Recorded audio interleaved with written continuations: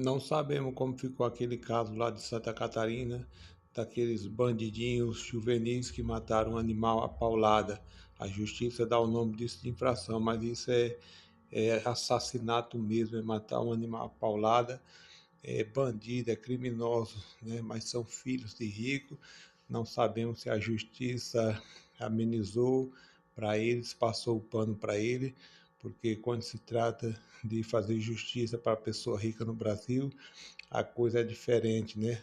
O bandido se torna infrator, o, o criminoso, o assassino se torna uma pessoa que cometeu um ato por menor, assim a justiça age no Brasil.